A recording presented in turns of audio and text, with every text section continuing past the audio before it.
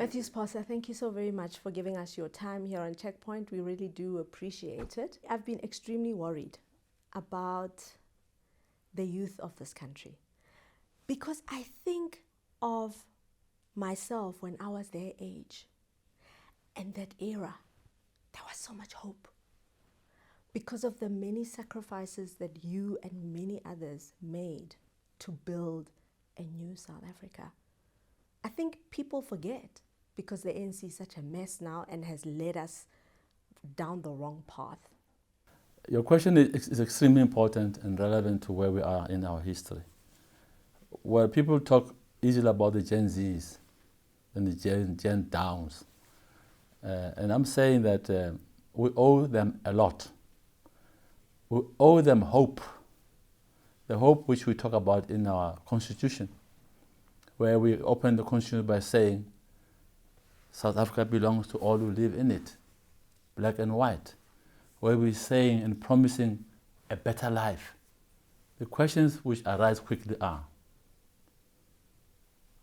is there a better life for them? Is there hope for them? The answers to both is no, unless they intervene themselves, like they intervene in Madagascar, like they try and intervene now and then in other countries. But do we want upheaval? Do we want mass demonstrations? Do we want a revolution? Or can some of these problems just be solved by people doing their work? Well, the red lights lie and facing us daily. The red lights is us who are messing up, who are destroying that hope we're talking about. The red lights are around lack of service delivery. They want good schools, they don't have. They want good hospitals, they don't have. They want safety, they don't have. And I was watching TV, one councillor screaming at the Minister of Police, saying, where is the army? She's not saying, where is the police? She says, where is the army? Which means she's lost confidence in the police. Given up on the police. Yeah. Now. Yeah, and then I'll come back to some of the things which makes people lose confidence in the police. But it's not only them. It's the politicians. You have leaders there who we all know from Zondo Commission have been pointed out as being out of order. They are still there. They are in cabinet. They are sitting in cabinet. The Smith is a sacrificial lamb. You know, I spoke to Smith, the guy who investigated Smith's case, and I know what he was saying, what happened there. There are many people who should be in the same crawl and go into the same cell with him who are still in cabinet. That's the problem. And that destroys confidence in government, and in particular in political parties, and in further particular in the ANC. You have a situation where you need a refresher of leadership with a new view towards how to handle those issues which I've outlined. The other heart of it, the big elephant in the room, is corruption.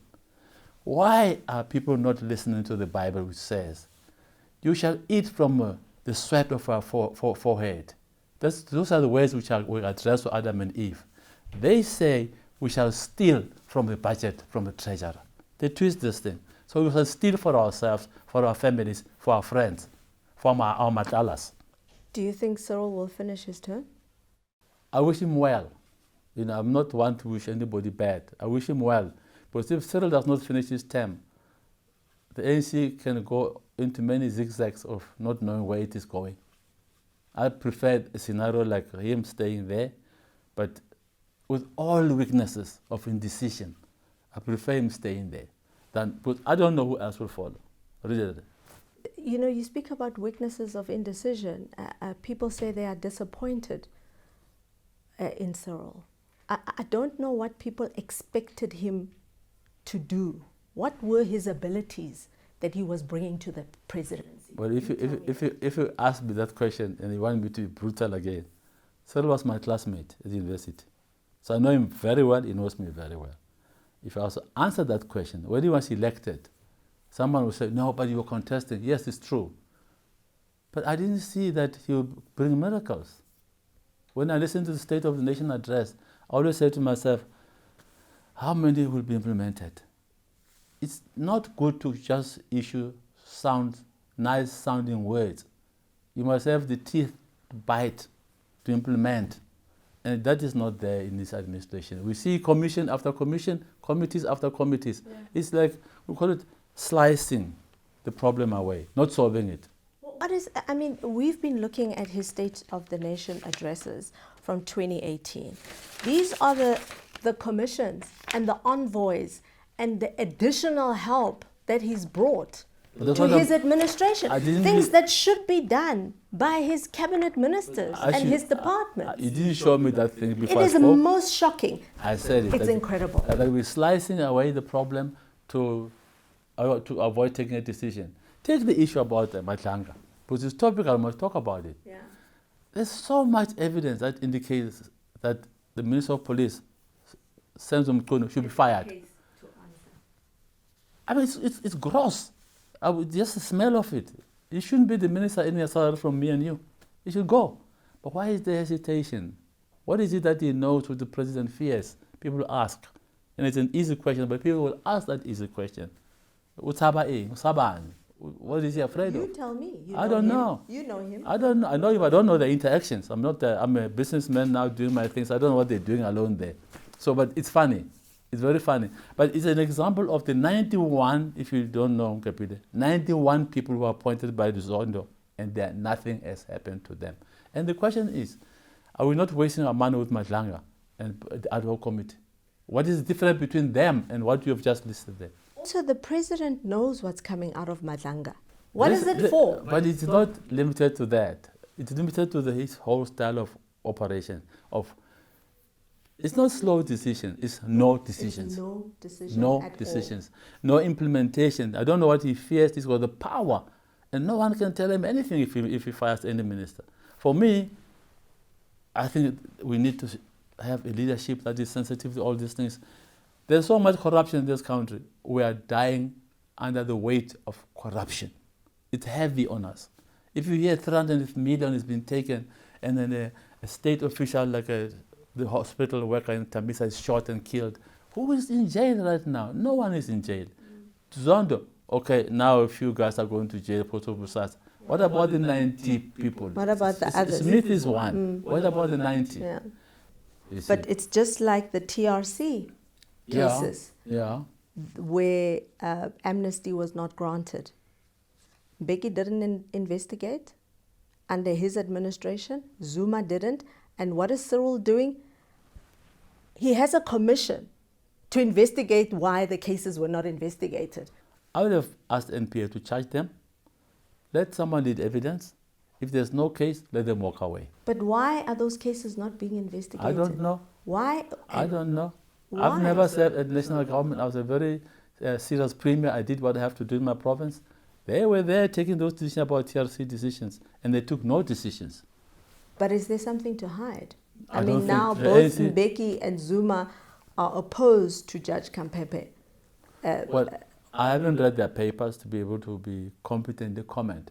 But if it was me who lost a father, I was not going to sit down and say nothing. Or a mother, I was not going to sit down. I will pursue it. Now, you can move from one commission to the other. Nkepile, the same thing happens. No decisions, no implementation. But the ANC knew, okay, you say you don't know, but the ANC knows. And the ANC knew Cyril Ramaphosa, the type of leader he would be. Why did they choose him? Ask the delegates of the ANC why they chose him. There are more than 400. I won't be able to answer that question. The ANC knew Zuma's weaknesses, they chose him. Yes. They knew Mbeki's weaknesses, they chose him. They must choose someone. The common denominator is the ANC. Yes, it is. And what seems to be the trend is that it is not the leadership attributes or we have got this mandate and this is the right person to implement, to reduce poverty, to improve the lives of people. Every one of them promises all those things which are in the Constitution, but they don't do them. Yes, but it is up to the ANC to ensure that they talk about deploying. They deploy these comrades, but then you see what they do nothing to hold them accountable. What ANC should do should be focusing on merit, right? In terms of, first, the members of the ANC who are deployed in public offices. You should not be a councillor if you don't qualify to be one. You don't take a wheelbarrow pusher and make them an MM. I'm not being extreme. There was one in Mpumalanga a few years ago. A guy who did not know anything except to push wheelbarrow. He became an MMM. So we need to emphasize skills at that level. But at provincial level, isn't it too late now to emphasize skills? It's not too late. When for too long, people who were unskilled were in positions of power. It's not too late to take the right decision and fire the incompetent people. Now, the ANC needs to change its branches first. Because you say the ANC is ANC. It must change what it put in its branches. Because those branches feed councils. They feed local, provincial government. They feed national government. But it's what is happening at the top as well. If your president has $580,000 in his couch, I didn't see it. How can he say anything I didn't see it. About corruption? Nkepile, I didn't see it. I can't comment. I read newspapers like your TV saying about those things. So me as a lawyer, I can't comment competently on that. But whoever says... But even with that stench, I mean, we spoke about the Mkunu stench just now. Yeah, even with that stench, yes, something should be done. Well, the party must do that something, not an individual. They're okay with it, clearly. I don't think so. I think there are views about Phala Phala, and Phala Phala is not going to go away. Phala Phala is going to stay and hang like a stigma even when the president is on pension. It will be there. But it happened with Nkandla as well. Your presidents are protected to the end, to the bitter end. You're talking to the wrong person. That day when the Constitutional Court pronounced itself, in less than 4 hours, I was about to give a speech in Phala Phala to Chamber of Commerce. I changed my speech. That's when I said to Zuma, that same day of the judgment, the emperor is naked. Comrade President, you must step down. I said so. But I'm talking about the broader ANC. No, but I was an ANC member. I was still an ANC member. I said so. I called on him to step down. I made many enemies, which I don't care about. But that's what happened. So you can't say everyone in the ANC kept quiet. But the majority prevailed. Well, they did. Right? Yeah, right? my voice was the only That's what one. happens. Yeah, but judge both majority and minority. There were those who must be given credit for saying, the emperor is naked, he must go. I said so. You can check the record. But if majority prevails, we end up with the stench that covers a presidency and a country. Now what happens when there's a stench? The people vote with their feet. And in 2024, they voted with their feet and cut the ANC's power. I'm saying what you're saying is true. If it's going to continue, the ANC will even lose more power. It will never rule this country alone. It will always want partners and alliances and GNUs. It also leaves the public in a situation where there's a stench around a president, but even other opposition. I mean, there's a government of national unity. Yeah. Now, even the parties that were making a noise about the Phala Phala scandal have ministerial positions and this and that, and we must all move on and forget about it. I didn't hear their voices say forget about it, but I saw the opportunism. They're prepared to be comfortable in that canoe. They're there and they're happy. They're happy with the blue lights and nice cars, you know. They don't talk about Phala Phala like you say. It's true what you're saying. So it looks like we all connive for the sake of comfort in political positions.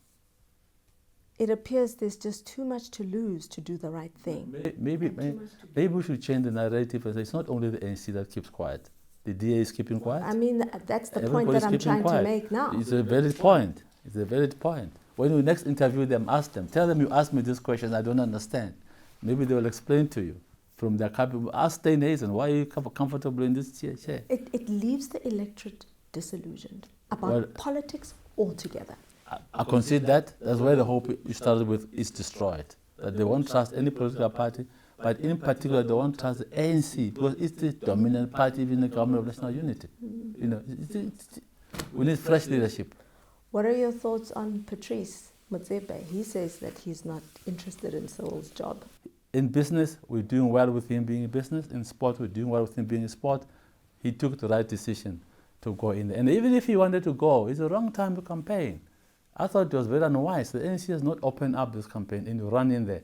They'll trip you, they'll tear you apart. And that's what they did to him. They rubbished him. Do you believe that he was not campaigning? Do you I don't believe know. that he doesn't want the job? I don't know. I can't, like, as lawyers will guided by the facts. I have no facts, so I can't comment. I can't allow my emotions to make judgments with it. I prefer facts. I never asked him about it. I said to someone one day when I saw that, I said, this must be a joke. I don't think it's true. And when he distanced himself, I thought it was a very correct position to distance yourself, because he was being abused. Everybody was kicking him. All he knows is soccer. I mean, really, Patrice knows more, you know. So, what's next for the ANC? I'm on record, and I'm going to repeat in this very important interview. I think a president of this country must be elected by the masses as a whole, by all of us, not a party. Then we all agree Nkepile is our next president. And whoever wants to oppose that, they must contest you. And we have a president who's a unifier in this country.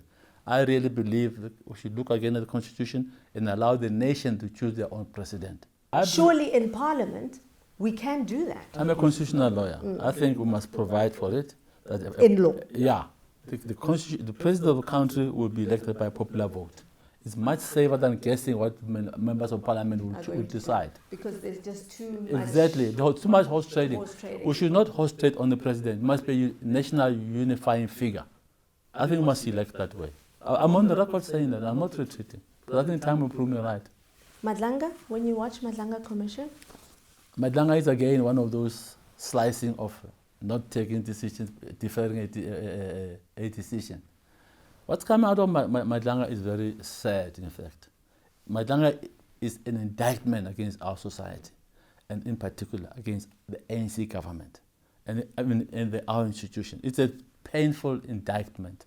And I salute General Mkhwanazi. I know him very well for having spoken out, and to get the courage to do so and set the stage for exposure of the worst corruption in this country. The worst. Those people are running the state. When we and me wake up in the morning to fend for our children, they go every morning to steal from the state. Like I said, it's thou shalt not steal. They don't care about that. They steal from the state. They think it's correct to steal from the state. What is sad is it takes two to tango. It's a state official and a criminal that steal. It's so hurtful. But I think Madlanga must be allowed to go on, and let's watch the movie. The president is going to be under a lot of pressure to begin to implement those decisions of Madlanga. He appointed it, and Madlanga is quite fast and efficient. You might appoint another commission to help him make a decision about the commission and the report. I'll kneel down on my knees and pray God he does not do that. Seriously. He shouldn't. He should implement the decisions of Madlanga and go back and whatever not done on Zondo, implement those decisions and watch and listen carefully what's happening in our dog committee in Parliament. It cannot be an exercise of a movie. Those colleagues of ours in Parliament, they're unearthing the rot as well. And one must give them credit. The president must analyze that evidence and say to NPA, here we are, follow these guys, arrest them, charge them. If they're discharged, it's fine. But there must be, the law must be seen to be taking its course, and people must be punished for doing wrong things. There also seems to be a pattern. Becky had Celebi, who was compromised. Even Jackie Celebi was compromised. Yeah, sure, badly. The man that you put there to fight corruption and to fight the rot and to fight crime, you are willing to protect. He's compromised and you're willing to protect him. I am one of those on the record on the other competing stations, I won't mention them here, who said, fire him. Fire, fire him. He's got nothing to lose, but we have something to gain, because he won't get the salary when he's a criminal. That is if he's proved he's a criminal. And you don't want to venture into why you think he won't fire him? Well, I think we can only guess. We can only speculate. Please do. It's not a comfortable way of engaging an issue by speculation and guessing. We need the facts. The president can feel the overwhelming smell of corruption from Madlanga around Mkhunu. It's better for us as taxpayers that he fires him. There will be no harm in that. And no one will complain in this country. Nobody except Mkhunu. Do you see it as another way of him kicking the can down the road, or did he want the nation to see the actual gory details of what is going on in the state? It actually is disturbing and disgusting. I think you could not avoid attending to the matter after Cyril Ramaphosa has put it bare. He couldn't. He thought he could. But he couldn't. All of us would have said, but why are you covering up? It's good there's a commission. But is that the way always of having commission to solve problems? I don't think so. I had 3 MECs in Mpumalanga province, Nkepile. I fired them. You know how I did it? I showed them the wrongs they've done. And I said to them, in this case, I'm expecting a letter of resignation tomorrow. And they all resigned on their own. They saved me the burden of firing them, because they knew I'll fire them. I made them write their own letters to me and say, I'm resigning in view of what you showed me. Very simple. They were not happy, but I said, it matter. The public must be happy. I had a meeting in Mpumalanga of small contractors who were complaining about an MEC. I was not very sure if they know which one they're talking about. I called these contractors in a hall. They all said, I said to them, here are my MECs. Who is competing in tenders with you? And they pointed out the MEC. He couldn't defend himself. I asked him to resign. I said, you heard what the contractors are saying. Please favor me with your letter of resignation. I don't think here at national level it happens that way. The way to be fired. I asked the guys to fire themselves. It's a culture that has developed. I mean, corruption is everywhere. It's not just in government. It's everywhere. It's not just in South Africa. It's not just in South Africa. Yeah, but we mustn't say a thief in America justifies us here to be thieves. We must never say so. We must stop stealing. We must stop being involved in corruption. We must make sure that services are delivered to the people. But that now, people are complaining about water. Water. They complain about electricity, potholes, bad conditions, hospital in bad condition, security of their children at school. I mean, people are being killed every day. I mean, every part of the country, even the most rural, there's massacres there. Why are we paying the police if these things happen under their noses? We've got a problem here of law enforcement. If you were given Cyril's job, how would you fix the mess? Easy. The rot is so easy. Entrenched. Easy. I'll start with my party. Okay, but you think this man just talks easy. 1990, when we came back from exile, and all ANC members will testify to this, the Sisulu was in charge of building the branch of the ANC with no cent, no bank account, nothing. But he built so many branches with this common sense. We were able to go to the 1990 conference with branches. No corruption, no smells. Today, and I told the chairman of the ANC, you have money. Dissolve all these branches of the ANC and form new branches like afresh. Clean Yes. branches. Yes. People have to be vetted Yes. in each branch. Clean all the branches and form new branches. We're in a better position now. We've got money. It's easier for us to finance the logistics. I mean, having been a treasurer, I know what it means to put things together in that organization. Now, we start afresh and not be afraid to start afresh and come in smelling roses. You can't, like I said, cook a rotten egg and hope it to be a good egg. It will remain rotten in your mouth. You can taste the rot. So you are asking people who are corrupt to continue in power. No. To renew themselves. That's the They thing can't now. even renew themselves. They just keep grabbing the mandate. But they must be restructured with new people based on merit. The ANC must have a new style of putting together a branch. Is it not too little too late? No, it's not. If they take radical measures in the party, it will come back strong. Look at Nicaragua. The Sandinistas were thrown out. They're back. But they were thrown out. Maybe the ANC needs to be thrown out first, so you can go back knowing, Ask any ANC member today, look yourself in the mirror and tell me, Mr. ANC, do you look the same as 1994 in the mirror? None of us look like we looked in 1994. We look ugly now. And it has to change. It has to change, but the way chop the bones, dissolve the branches, form new branches, form new regional structures, form a new NEC, and start there. Unless we do that, nothing is going to change. Nothing. I'm on the record. But there has to be will within the party. Yes. I mean, it's choosing money, corruption, the nice life, and starting all over again. What do you think people are going to choose? Well, you can choose nice life if you go and work for it. You look at this table, it's messy. I'm working every day. I don't wake up and go and look for something to steal. I look for something to work for and earn a living. South Africans must learn to have decent living. And know you shall eat from the sweat of your forehead. I said before the 2024 elections, the ANC will get 44%. I was called so many names. No one believed when I said 44, I was telling the truth.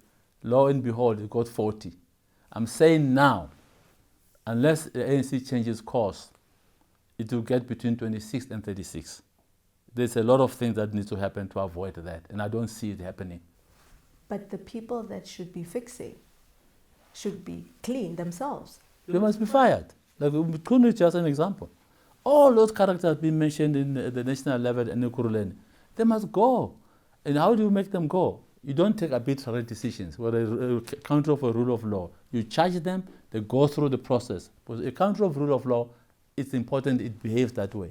Because the investors outside are going to say, oh, these guys can enforce the rule of law. They punish the criminals. Our smell changes. Money will come into this country. And we need money to come into this country. But as long as corruption becomes the norm, it has become the norm. It has become the norm. Yeah. I'm saying so. It's not even something we can fake about. Yeah. We see it every day. We see it every day. We smell it every day. We taste it every day. But you can change the situation. You can change. The ANC must change first. It has to change. There's no other way. Someone wrote a book, there's no middle way. There is no middle way for the ANC. The way is to accept the rot in the party, clean it up. Even if you lose a mandate for a term of 5 years, it does not matter. For the sake of South Africa, for the sake of good governance, it's important to clean the party for the ANC. Do you have hope just for South Africa? I have hope for South Africa.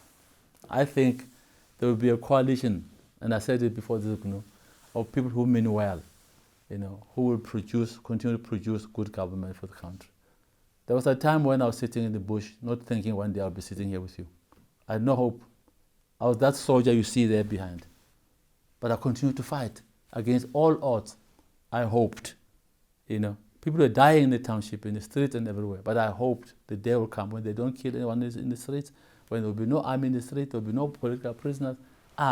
Those things have been realized. The question is, what do we do with our freedom?